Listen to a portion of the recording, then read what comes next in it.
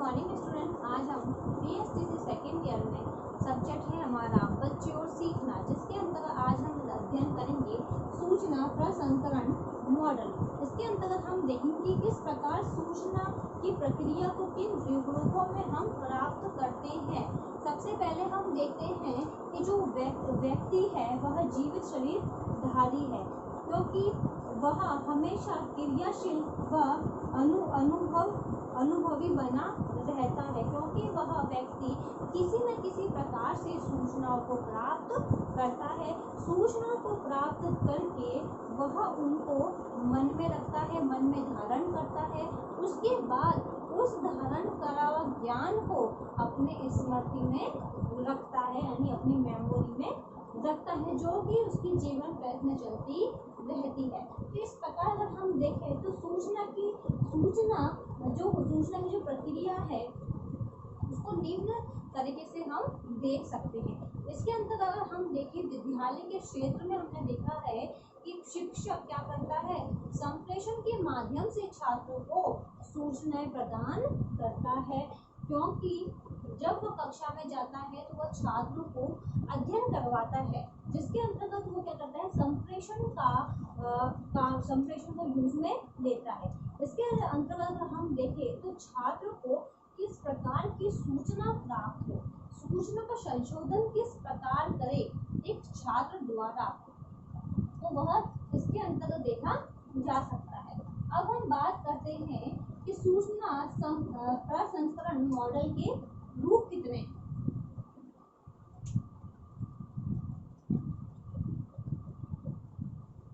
सूचना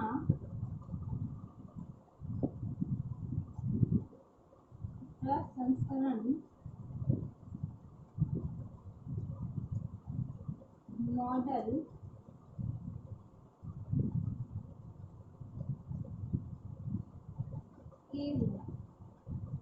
के सूचना प्रसंस्करण मॉडल के रूप कितने हैं, तो इसके अंतर्गत 3 बताए गए हैं, जिसमें पहला है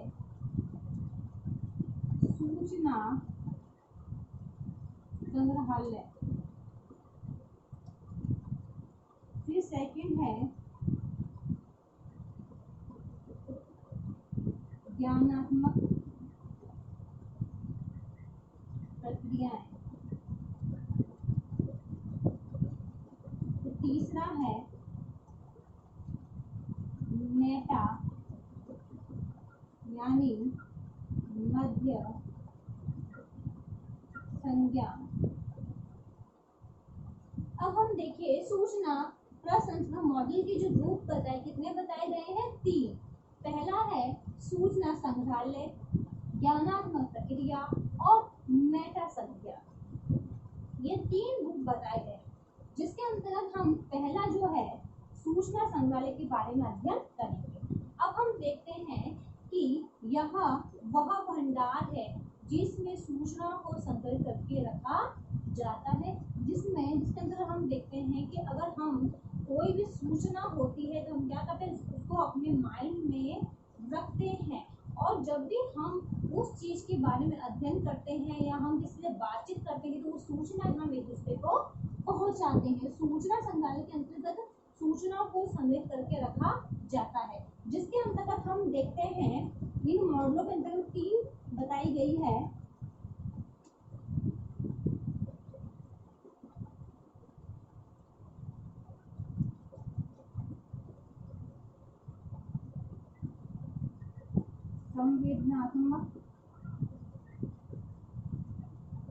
संवेदात्मक स्मृति,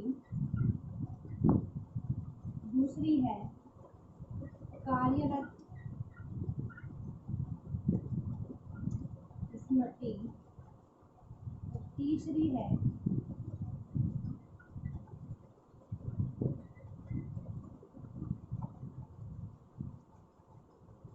दीर्घकालीन। अगर हम देखें तो सूचना जो होती है, जो प्रमाणित सूचनाएं होती हैं, उसकी प्रक्रिया के मॉडल में 3 रूप बताए हैं, जिसमें है संवेदात्मक स्मृति, कार्यरत स्मृति और दीर्घकालिक स्मृति।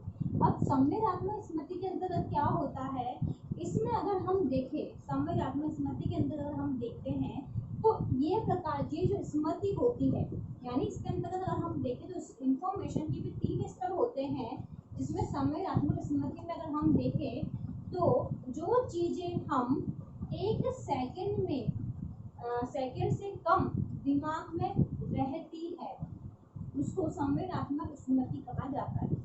जैसे फॉर एग्जाम्पल कि हमारे कमरे में अगर हम लाइट जलाते हैं और जलाते ही अगर हम बंद करते हैं तो हमें ऐसा महसूस होता है कि अभी भी उजाला हो रहा है, यानी एकदम से हम उस चीज़ को मतलब बंद करने के बाद भी लगता है कि हमें रोशनी आ रही है।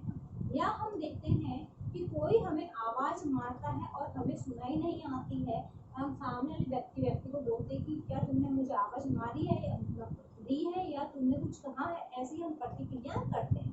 या हम देखते हैं कि हमारे सामने कोई भी व्यक्ति या फ्रेंड ढोलक बजा रहा है, हारमोनियम बजा रहा है और बजाते बजाते वो सडनली रुक जाता है तो भी हमें ऐसा लगता है कि अभी भी वो ढोलक बज रहा है। तो इस प्रकार की स्मृति अगर हम देखें तो 1 सेकंड से कम दिमाग 1 सेकंड से कम हमारे दिमाग में बनी रहती है, वो होती है संवेदनात्मक स्मृति।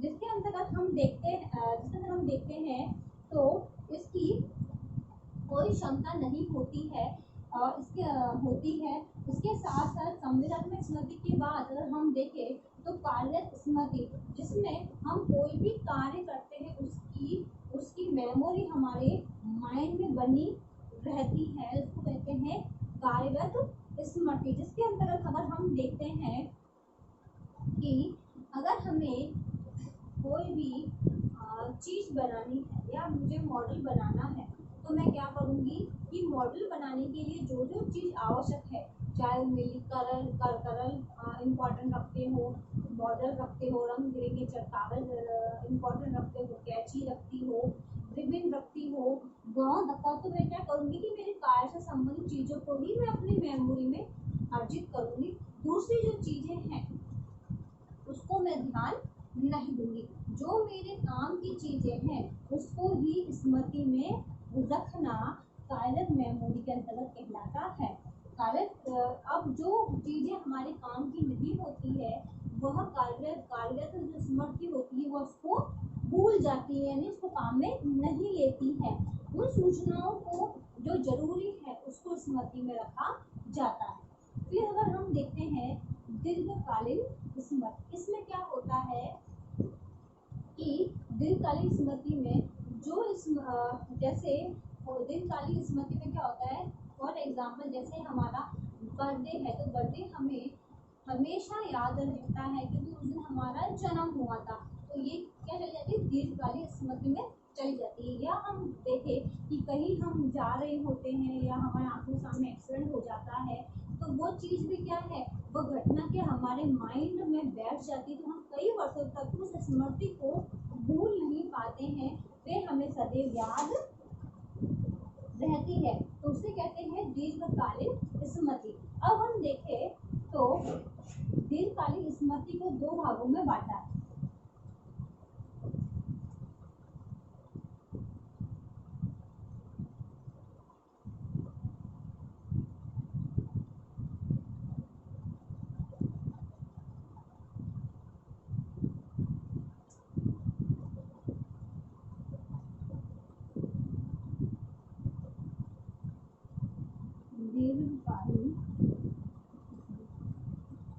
अब इसको भी 2 में बांटा है। पहला है घोषणात्मक, दूसरा है प्रक्रियात्मक। अगर हम देखते हैं तो घोषणात्मक प्रक्रियात्मक, घोषणात्मक क्या होता है कि जिसमें एक शिक्षक द्वारा या व्यक्ति द्वारा घोषणा की जाती है, बताया जाता है कि आपको ये कार्य करना है या नहीं करना है, तो ये घोषणात्मक के अंतर्गत चली जाती है। प्रक्रियात्मक के अंतर्गत क्या होता है कि हम किसी भी चीज की जो प्रक्रिया बनाते हैं काम करने के लिए, हम किस प्रकार हम प्रक्रिया करेंगे, यानी फॉर एग्जाम्पल जैसे हमें कोई भी चीज़ बनानी है, चाहे हमें सब्जी बनानी है तो उसके लिए उसकी प्रक्रिया क्या होगी, उस दौरान जो उसको प्रक्रिया को हम पहले देखते हैं तो प्रक्रियात्मक स्मृति कहलाती है, जिसमें हम प्रक्रिया को संपन्न करते हैं। जैसे हमने कोई नियम बताया है, नियम के आधार पर अगर हमें आंसर निकालना है तो ये क्या है, हमारी प्रक्रिया है, तो ये होती है प्रक्रियात्मक मेमोरी। अब इसकी जो आगे का अध्ययन हम कल क्लास में करेंगे।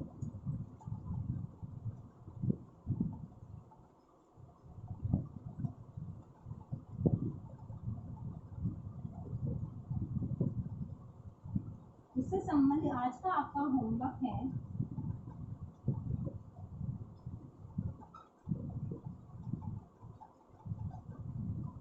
सूचना प्रसंस्करण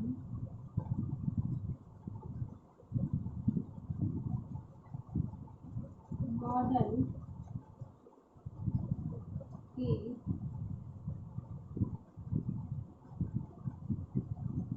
रूप बताइए। सूचना प्रसंस्करण मॉडल के रूप बताइए। ये क्वेश्चन आपको आपकी नोटबुक में उतारना है।